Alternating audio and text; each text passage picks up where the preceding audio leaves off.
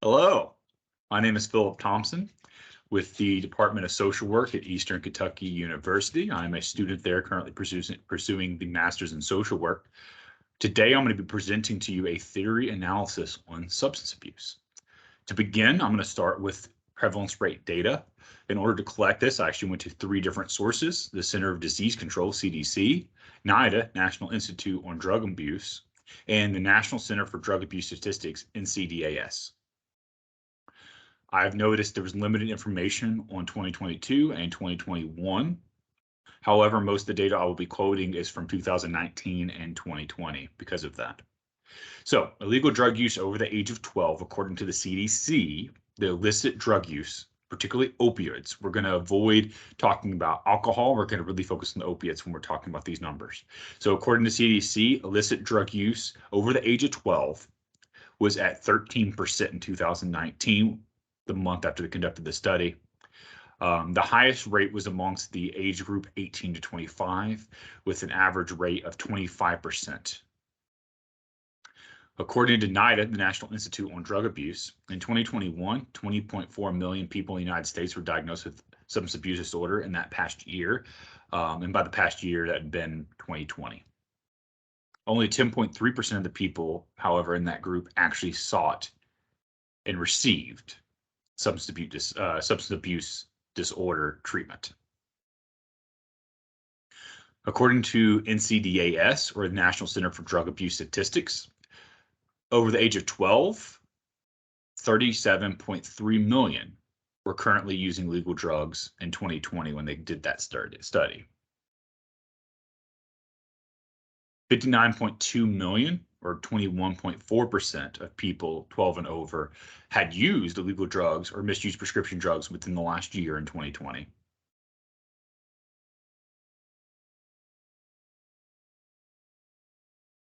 About 50% of people had used illegal drugs in their lifetime. And about 25% of illegal drug users have drug disorders. All right. So now that we discussed the prevalence rate, as you can see, it's a fairly high prevalence rate here in the United States. A few current experts in the field. It's tricky trying to find experts in the field when it comes to substance abuse disorder, as there's so many people currently pursuing this topic. However, when I was researching, my first approach was to go to TED Talks and see who was the predominant people that came up, who had the most views, who was, backed the most using that informational platform. A little non-traditional, but I thought it was an interesting approach to pursuing experts to learn more knowledge. The top three that I found was Dr. Carolyn Greer, Erica Ball, and Brad Finegood. They had a range of different professions, from being a psychiatrist to a substance abuse counselor to being an actual strategic advisor of public health with a master's degree in counseling psychology. It's one of those things that's so interesting about substance abuse disorder. There's so many professionals pursuing it from so many different angles with so many different credentials, all with the purpose of trying to reduce the use and to get as many resources to these people as possible, which is very interesting when you're looking at the experts in this field. I reside in Kentucky, obviously with the pursuit of Eastern Kentucky University residing here in Kentucky as well. I chose to look into three centers that provided substance abuse services. The first, which I did some research on, was the Center for Behavioral Health in Louisville, Kentucky. Their target population was very wide and very welcoming, which I thought was interesting and good, serving both males, females, transgender, everything, LGBTQ positive, plus everything like that. Their resources seem very wide. They did offer MAT, which is medication-assisted treatment. Additional services was parenting classes, mental health services, case management, telehealth, some things like that. And as I was researching several facilities, it seemed like the additional services that was listed and advertised by those locations was the biggest difference. It seems that the theoretical approaches were very similar, very much advertised as MAT treatments for substance abuse currently seems to be the popular one in these programs that I discovered here in Kentucky. The second one was New Day Recovery Center. While they do have a Lexington center that is available to all genders. It seemed like a few of their centers primarily focused on females. So they offered outpatient, intensive inpatient, intensive outpatient, a few things like that, residential short-term. Telehealth. One thing I found interesting about New Day Recovery, and I don't know if this is due to the focus primarily on the female population or not, but there was a lot more on assistance with, family, housing assistance, basically living assistance, parenting classes, things like that the other facilities did not offer that I felt very interesting. The third center I looked into was the Infinity Center in Ashland, Kentucky. The treatment specialization there was once again substance abuse treatment, medication assisted, MAT. Unique difference here was there was grief counseling and parenting support as well in this area, stress management as well, which was interesting. So to discuss MAT, according to SAMHSA, medication-assisted treatment, MAT, is the use of medications in the combination with counseling and behavioral therapies to provide a whole patient approach to treatment of substance abuse disorders. But once again, according to SAMHSA, MAT is primarily used for the treatment of addiction to opiates, such as heroin and prescription pain relievers that contain opiates.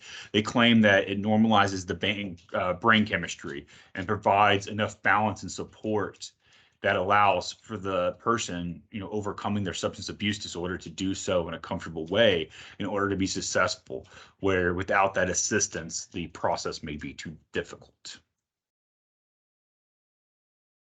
So now that I've looked at the prevalence rates and I've looked at some facilities that offer services in the state of Kentucky, the next thing I wanted to do was really tackle a few theoretical approaches from social work on the subject of substance abuse disorder. One that I've had personal experience with and I like a lot is cognitive behavioral therapy, where the patient or the client is put in a position to essentially be their own therapist. They're taught how to change their thought processes or take control of negative thoughts and to flip it. They try to rationalize illogical thought.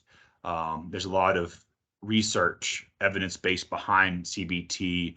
It's a fairly stable theoretical approach. It would be my go-to, and it is my go-to whenever I'm working with substance abuse treatment. The second one that I want to look into is strengths perspective with empowerment. I really enjoy this one, especially with substance abuse disorder. I have found that when working with people with substance abuse disorder, they often have very low self-esteem. They're often suffering from stigmatization from friends, family, general society, people tearing them down and labeling them very negatively. Due to different mistakes and things and impulse control issues and emotional control issues and deregulation that has led to those mistakes. Through strengths perspective, we're able to really lift the person up, point out the strengths that they have, the positive character traits, things like that, and to really support them, to let them know that they have worth and that they are capable of recovery. That is a part who they are. And I've found it to be very effective and increasing engagement rates, especially with substance abuse disorder, which can be difficult at times to get that motivation up there for them to engage and persist in treatment. Something that was interesting, that is an approach that I feel like is very close to strengths perspective, is narrative.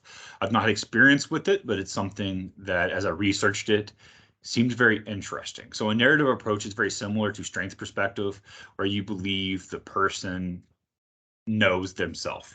Right? They are the person that's in control of themselves. They are the ones that know what's best for them. In narrative perspective, you would then ask open-ended questions. You'd ask questions that really encourage new information, show genuine interest in the client. And through them, you really focus on positive characteristic traits, positive feedback they have about themselves, and really help guide the conversation. I could see that being very effective in combination with strengths perspective to really increase that motivational levels and the persistency long-term of adhering to treatment, which can be very difficult with substance abuse disorder. Next one I looked at, next theoretical approach, was solution-focused. Solution-focused approach really focuses on goals that are future-focused and increase the likelihood that someone's going to engage with it. I have familiarity with solution focused in the sense of SMART goals, specific, measurable, attainable, relevant, timely. I found them to be very effective when it comes to treating dual diagnosis and substance abuse disorder, especially when it came to things like anxiety, when people are having difficulty getting the initial steps going. It helps really focus the brain when we're still kind of feeling foggy at early recovery as well. And it can be a really tool for the social supports to get in and help with the recovery process and that focus as well. So there's many benefits I could see to applying a solution-focused theoretical approach. It can also be very good when it comes to CBT and combining those two to do solution-focused tasks that really reinforce coping skills and changing of thought processes and that active control over one's recovery. Some approaches I find could be difficult when it comes to substance abuse disorder are humanistic and psychodynamic. Psychodynamic's great. I could see where it'd be helpful when it comes to really teasing apart relationships and to reinforce the network of social supports, if you will. With psychodynamic, there's really a conversation-based, focused on one's relationships to their environment and the people around them. It can be a very difficult subject with substance abuse disorder. I know that when treating substance abuse disorder, I do focus on interpersonal effectiveness. However, I usually do that more in simple skills of how you communicate, what's it mean, how to set boundaries and things like that, instead of teasing apart the relationships themselves and conversations. I can see the place for it, but I feel like the resources for substance abuse disorder can be very limited, and to give the adequate time for psychodynamic, therapy approach, that could be difficult to find that time and to be effective with it in substance abuse disorder. Of course, that's my personal opinion. Humanistic approach is another one that can be tricky. I know in social work, we strongly believe in self-determination of the client. However, humanistic approach can be tricky with substance abuse, especially for those that truly believe that use is not a problem, and fail to see that the substance abuse leading to, say, homelessness and leading to health conditions, such as like liver failure or, skin disorders and things like that as an issue. It's kind of a denial of negative effects of the substance abuse on one's life. Whereas the humanistic approach would say that if that's their approach to what they want out of life, kind of have to support it. And I can see that as being an issue. I know you can kind of encourage and support, but it puts a lot of emphasis on the person knowing and having the wisdom and the growth to kind of fulfill their life by their meaning. And that can be difficult if they're in cognitive distortions, for instance, where they're not seeing the reality and the dangers for what they are, and they're kind of still in that denial. Two other approaches that are more specific that could be very effective. Trauma-informed care. I really, really enjoy this one. I practice it regularly. It's good for not just substance abuse disorder, but just in general. Trauma-informed care really looks at the person, not the behavior. I think this is a really great approach to keep in mind for new counselors or even people that have been doing this for a while. When you're working with somebody, especially in the early days of recovery, when a lot of negativity comes through, a lot of spite and hate can come through, it can be nasty. I've had that experience quite a few times, but at the end of the day, it's never personal. Because at the end of the day, when you really look at the person as you're treating them, the trauma-informed care approach lets us understand that the nasty behavior we're seeing is because of the trauma they've been through, the things that led to the underlying causes to need to self-medicate, things of those nature. It's not personal to you. The behaviors that's happening does not define the person. They are just a after effect of what the person has gone through. And I found this to be really true once you start doing things like psychosocial assessments and you start looking into the background and getting to really know the client. It's truly amazing they're doing as well as they are, considering the things they've been through in times such as these. So trauma-informed care is a great foundation to just keep the empathy in working with clients and to really look at the client as opposed to the behavior. And so you could be as effective as possible as treating them. Last but not least, the last theoretical approach I wanted to look at was feminist theory. Feminist theory is very interesting as it's not just relevant to the female gender as the name would overtly apply if you did not look into it. Feminist theory really is all about backing up underserved or marginalized populations. So that's feminists as well as LGBTQ, as well as immigrated people that come, and it just really underserved populations in general. I find this very interesting because it applies a cultural intelligence aspect to treatment, which can oftentimes be overlooked. So by doing the feminist theory approach, you're really looking at the person, their identity, their cultural identity, all those things. You're tying them together and looking how that impacts their disorder. So in substance abuse disorder, I could see that could really impact the difference.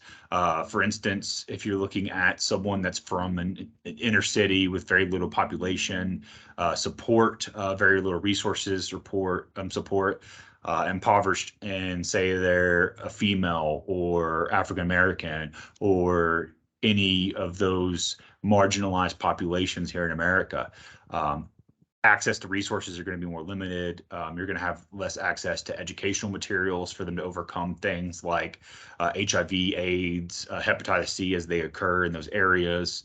There's a lot of those cultural aspects that can really make an impact, and the feminist theory provides that to allow for more of a background, a more true understanding of what type of referral sources are going to be effective as you move forward into long-term treatment with the client. And if overlooked, can really create a disjointment between you and a client that you were interviewing, and really keep them from coming up, session 2, 3, 4, if that's not implied or included into your conversations as you're going forward and your considerations with your appropriate interventions that you suggest. All right. So we've covered the prevalence. We've covered a few facilities, Kentucky, what they do, what the differences are. We covered MAT, medically assisted treatment, which seems to be a very prevalent treatment that's taking a lot of popularity these days in the treatment of substance abuse disorder. And we covered several theoretical approaches to substance disorder. For those that are listening, I hope this helped you. Thank you so much.